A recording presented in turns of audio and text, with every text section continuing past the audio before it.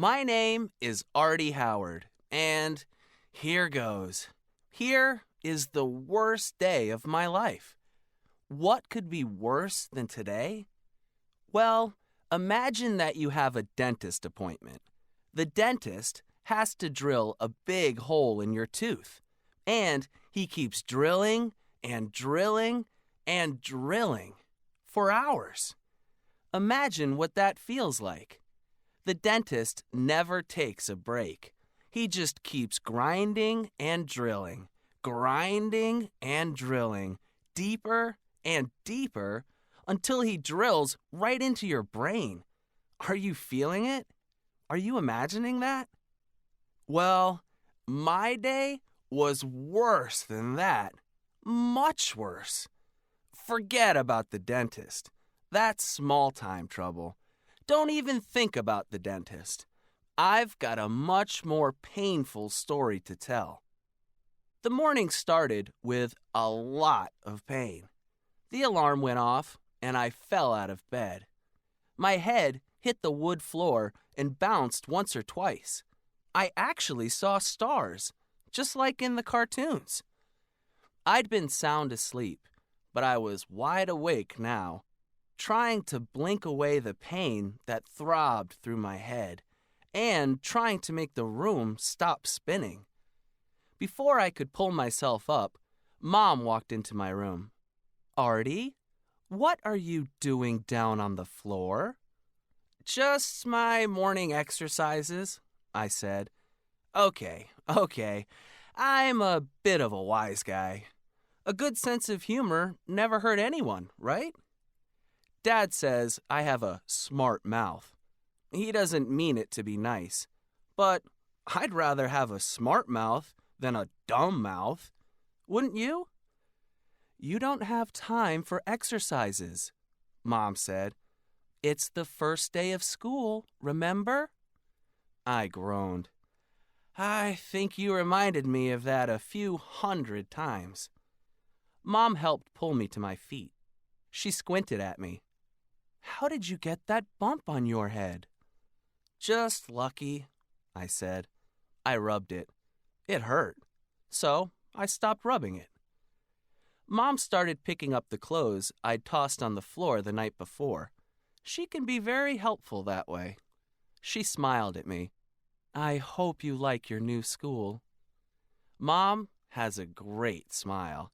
Actually, she may be the best-looking mom ever. She has white blonde hair and bright blue eyes and dimples in her cheeks when she smiles.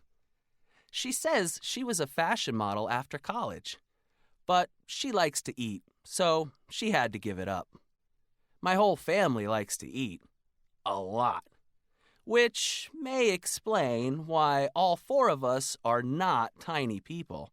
You might say we're kind of chubby, but that would be rude. I blinked a few more times. I was still a little dizzy from hitting my head on the floor. "My new school?" I said. "Aardvark Middle School?" "It's not Aardvark, it's Ardmore," Mom said. "Why do you keep calling it that?" "Because it's funny," I said. "Funny won't get you a loaf of bread," Mom said. It's one of her expressions. Don't ask me what it means. I just know Mom doesn't like funny. She and Dad are both pretty serious. They're both economics professors at the community college. That's kind of serious. She left carrying an armload of dirty clothes. "Don't forget you have a dentist appointment after school," she called from the hallway. "I already forgot," I shouted back. She thinks 11-year-olds don't have a memory. That has to be why she reminds me of everything a dozen times. "Bring your cell phone," Mom said. "Take the bus to the dentist and call me when you get there." "Aye, aye," I said. Okay. Time to get dressed. What should I wear to impress my new friends at Aardvark? I'm not going to pretend that I haven't been thinking about it nonstop.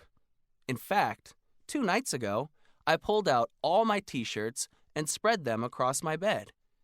Which one should I wear? Which one?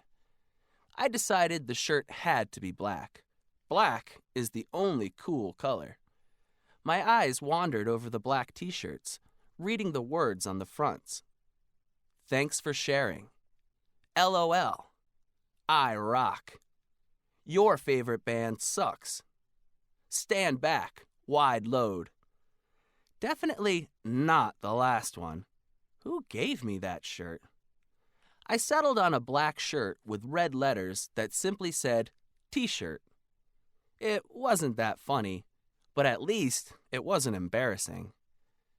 I pulled the t-shirt down over my raggediest stonewashed, faded straight-leg jeans with rips in both knees. Then I fought down my insanely curly, springy black hair. Every time I brush it down, it pops right back up, like boing. I battle my hair every morning, and I always lose. Oh well, ready to rock and roll. I picked up my phone and glanced at the screen. No text messages or missed calls. Could that be because I don't know anybody here? The little battery in the corner of the screen was blinking. I'd forgotten to power up the thing. Oh well, plenty of time while I was having breakfast. I found the charger, stuck it into the phone, then I jammed the plug into the outlet near my floor, and zap!